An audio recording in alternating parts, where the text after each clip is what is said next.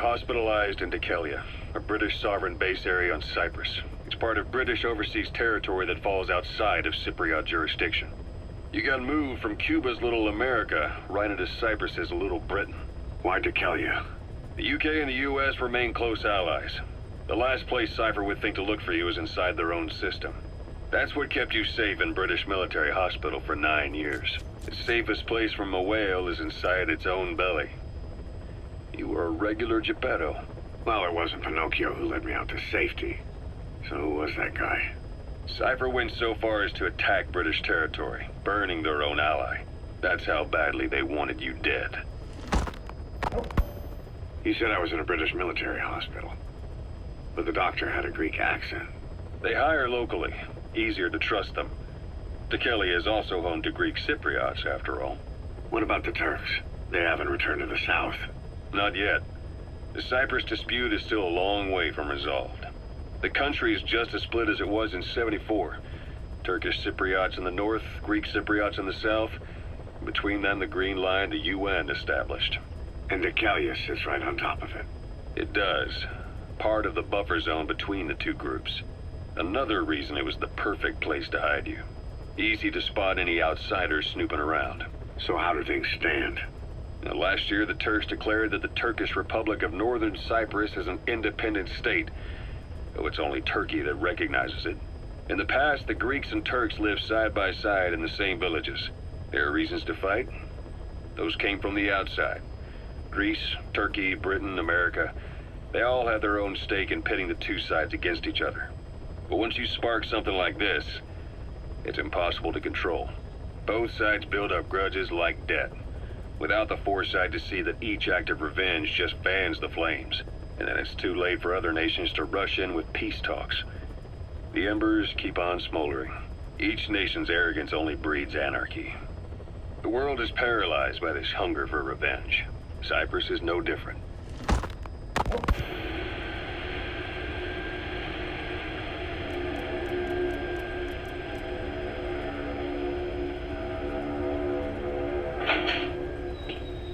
You're up. We're changing ships? We can't go sailing the Suez in a whaler. The Suez Canal. When did they reopen it? Not long after you were attacked. Once they finished sweeping it for mines after the Arab-Israeli conflict. Can you stand? We're going to transfer to a container ship for passage through the Suez. Our destination is Pakistan, Afghanistan's neighbor to the south. There, we disembark and head via Peshawar to the Zero Line, the border. We'll travel to the Khyber Pass by road. And then? We continue on horseback. Afghanistan's main roads are under Soviet control. We'll need to go around them. It'll be all narrow, winding paths through the mountains. We'll do better on horseback. It's a local guerrilla tactic. They use the higher ridges to avoid air recons. Then they charge down the mountains for ambushes. The Soviets still haven't devised a counter-strategy. Our time frame is only half as much as we really need. It's gonna be a tough march. Better horses than boats. Well, it'll make for good physiotherapy. Take the time to get used to that new arm. While the Soviets have indicated they are not participating in the Los Angeles Olympics, primarily because the United States has made no attempt to guarantee the safety of the Soviet Union's athletes, the United States is increasingly demonstrating the belief that the issue has nothing to do with its preparations, and in fact this is retaliation for the Western nations' boycott of the previous Moscow Olympics. That concludes today's news. That's quite some news. The Soviet Union not attending the LA Olympics? Yeah. Andropov's death has changed some things.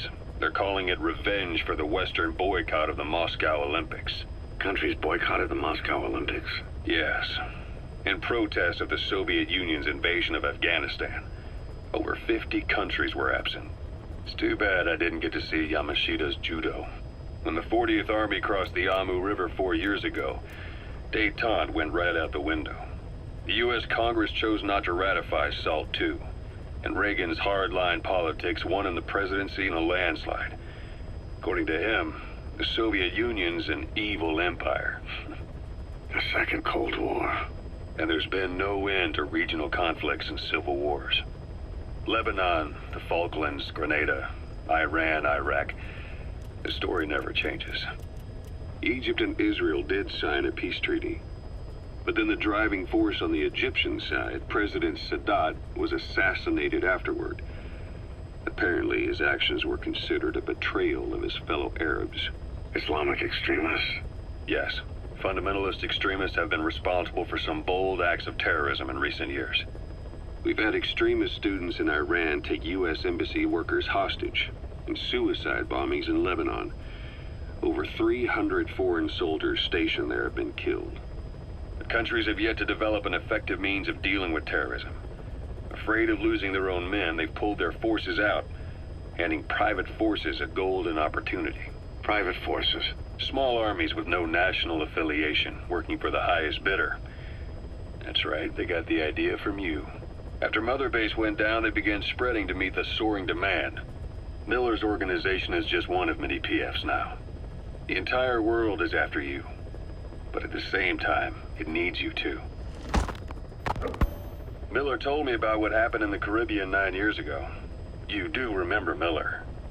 You'd formed a private army with him. An army with no allegiance to a nation. I remember, but... I see. You're not sure what's fact and what's a fantasy caused by the coma. It's still all a mess, huh? All I can do is tell you the facts as they were told to me. I've gone easy on you up until now. But this is where the hard stuff begins. 1974, the year before you entered your coma. You were in Colombia, operating with a small unit of men, basically mercenaries. Miller was among them. Miller was trying to find a way to turn his and your talents into a line of work.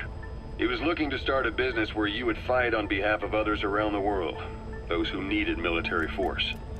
But the reality was, at that time, you didn't have enough gear to equip your own men. Then Miller came across this client. It was a huge job he was offering, but you had a shot at pulling it off. You accepted it and headed into Costa Rica. The client even threw in an offshore facility in the Caribbean. The Mother Base, that would be your new base of operations. Miller sure did have a head for business. As your mission went on, your unit grew and grew. More weapons, more money. Before you knew it, you were commanding 300 men. As the organization got bigger, your military powers swelled to match. It got so the international community couldn't afford to ignore you. You were just too damn successful for your own good. You, your men, had worn out your welcome. Everyone was out for you. East, West, First World, Third.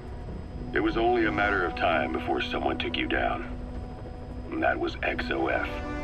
Officially, they're an anti-terror unit under the CIA. In reality, they're Cypher's private strike force. They lured you to Cuba using Chico, the Nicaraguan revolutionary kid, and Paz, a mole who worked for Cypher as bait. While you were gone, XOF, posing as a nuclear inspection team, stormed Mother Base. At the same time, C4 they placed on the strut legs went off. The whole thing went down in minutes. XOF. Kisses and hugs followed by a big FU. All because of Miller's blind spot. A back door into Mother Base no one suspected. You remember a certain scientist. Huey was responsible for bringing the inspection team on board, giving the enemy a perfect opportunity to hit you at home. You were returning from Cuba when it happened. Mother Base came damn close to taking you with it into the Caribbean. Those of your men out on assignment returned right away. They refused to believe the wreckage in the water they found was Mother Base. But they checked the coordinates again and again, until reality finally settled in. You were supposed to die that day. That was XOF's primary objective. As far as most folks know, you did. The first doctor to see you wasn't even sure what he was looking at. Before they'd even finished operating, your men moved you to that hospital in Cyprus. It was a woman named Eva who arranged that. Rings a bell, huh? Most men in your condition would have been written off right from the start. But you survived. You went straight down to hell, and they pulled you out. Your eye wide open. Full of venom. The days of naked snake are long gone. Welcome back, Venom Snake. This world still needs you. Here, Snake, try this on. A prosthetic arm. Yeah, Miller was calling it the arm that wasn't there. The physiotherapy's going well. Your arm's bulked up enough for it to fit. There. Perfect. A little time with it, and it'll work better than the real thing. What do you think? Huh. I can still feel my real arm. Well, you better get used to this one quick. You have any pain? Every now and then. Where? My fingertips. My left fingertips.